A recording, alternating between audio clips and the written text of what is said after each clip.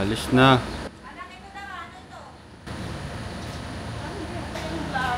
Morning.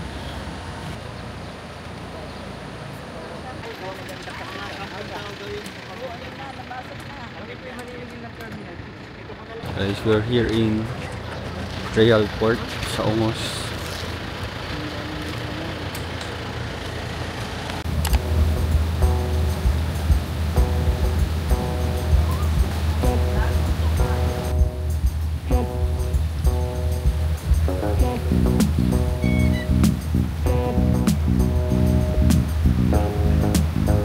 Hi guys, we're here in Real and we just got off from the port and we're going to Balisin!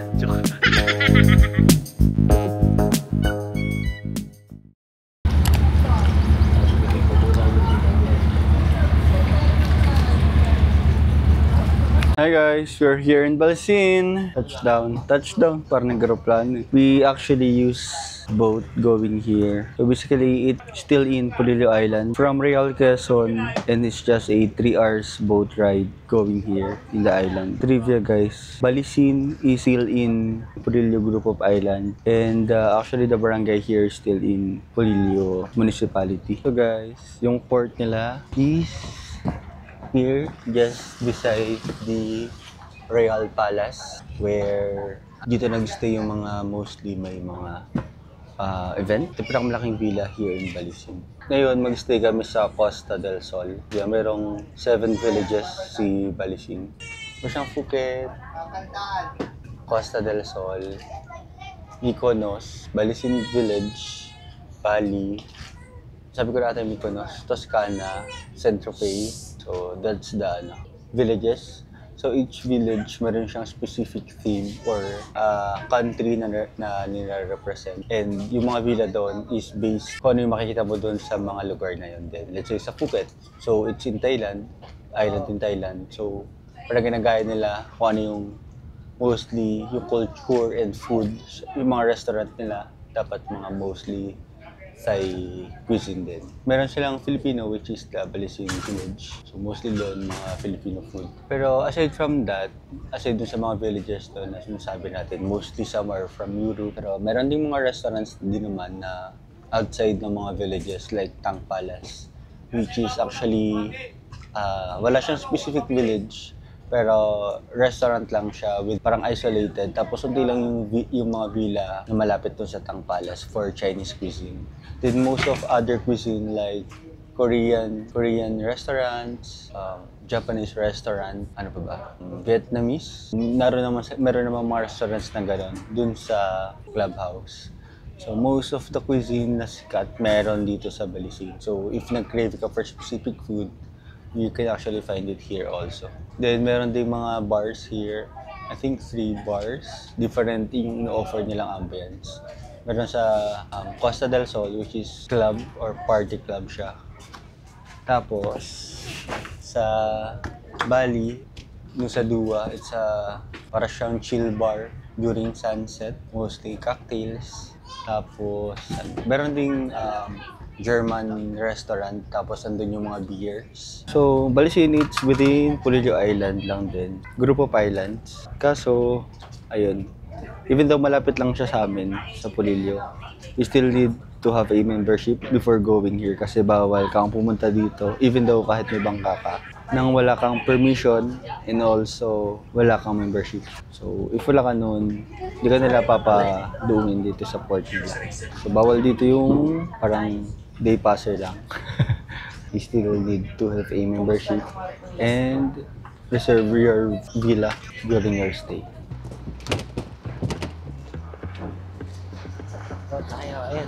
Sakay na!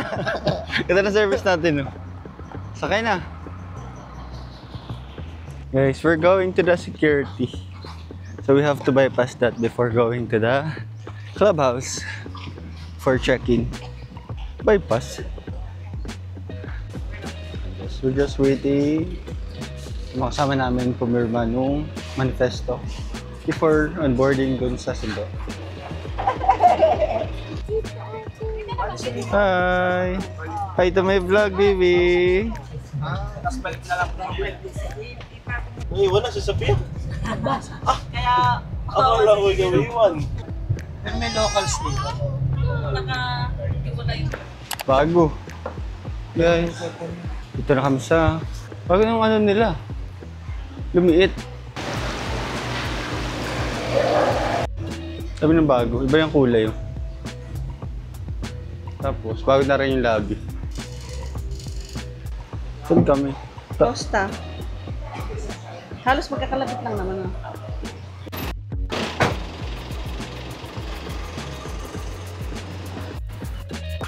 When is our patient for... Thank you po. We just check in. We're going to our villa now. Sa Costa kami. Unfortunately. Costa ulit. Palagi kami Costa actually. Pero maganda naman doon. See you later, guys.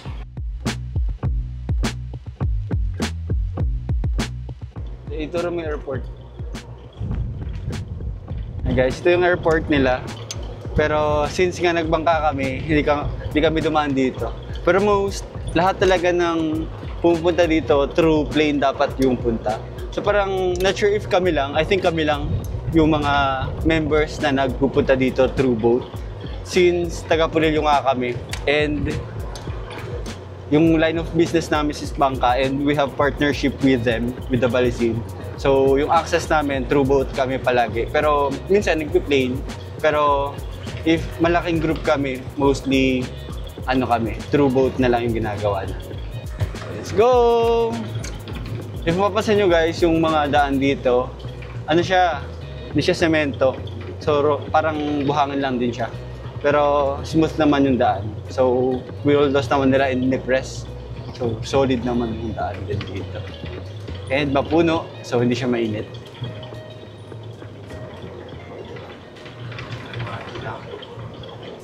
Ito ata yung service nila at sa'yo. Ito guys, yung Royal Villa. So ito yung pinakamalaking villa dito. Parang ilang rooms din siya. Kasi kung mapapansin nyo dito, parang maganda rin yung entrance. So, okay. Tapos ang daming rooms inside that villa. So if may mga celebration, pwede nyo naman i-book. Kaso I think medyo mahal lang yung price dyan per night. Bakit ganun? Bakit sira? Nakita mo lumubog? Nakalubog lang siya. Ayun, nag-stuck siya kanina. Kaya dire-dire mo. Dito na po kami. So yun guys, andito na kami sa Costa. So let's go. Costa del Sol. This village guys is place in Spain. So yung theme nung mismong village, para ka nasa Barcelona. Charing. So, nasa Spain. Casa. Hanapin natin yung 41 tayo. Casa 41. Tapos natin siya.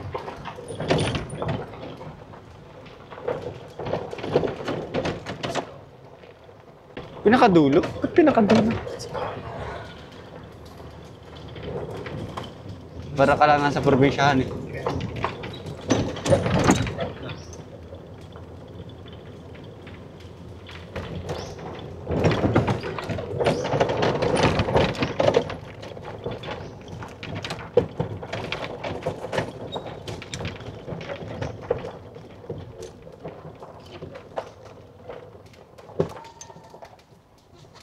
Sila. Hello po. Nasa Lulanag. Yes. Tour muna tayo. So we have... Wala kaming outdoor shower, unfortunately. Pero malaki naman yung space for bathroom.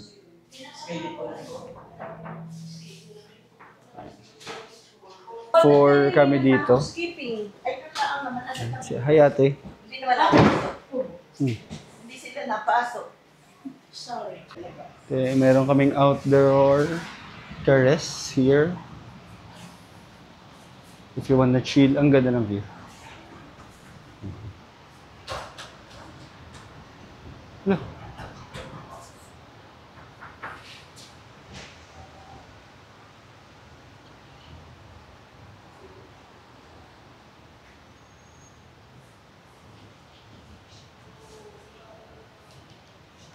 And guys, our family book, hindi. Yung group namin nag-book kami ng 5 villas dito. Kasama namin family.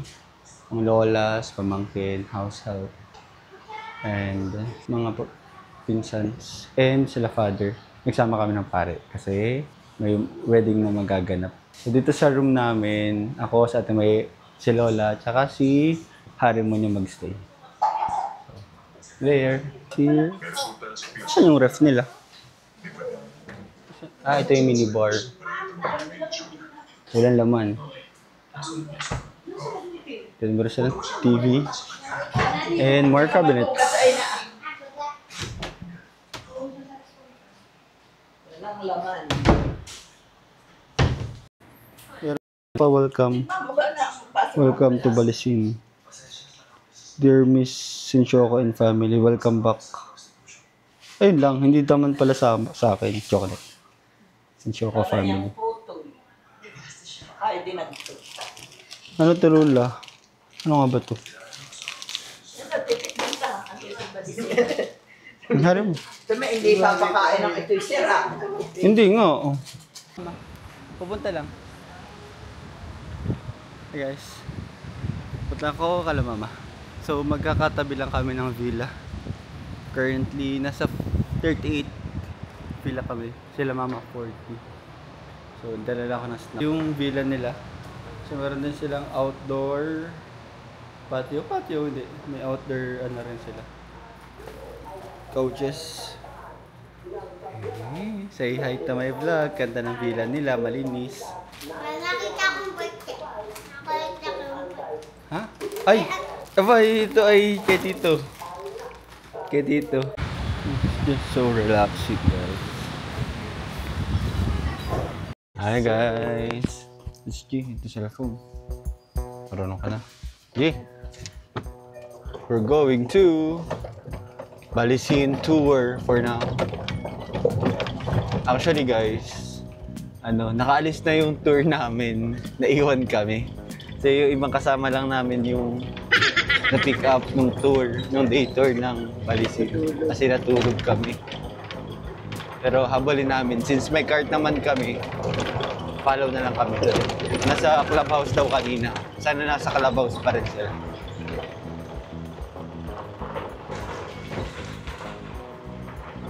Ito yung Royal Villa pa rin.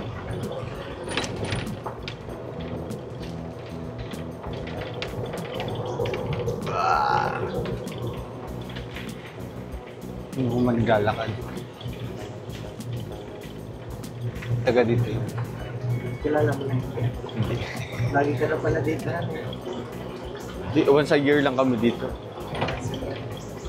Yes. Pag kailangan na gamitin yung mga villa, pag mag-expire na. Every year. Di ba sa account, meron lang kaming free villa na pwede gamitin. Ganun pala pag naka-renta. Pag sumobra ka na dun sa villa mo, May bayad ka. bayad na. Ay, diretso pa pala. Ay, clubhouse dito daw.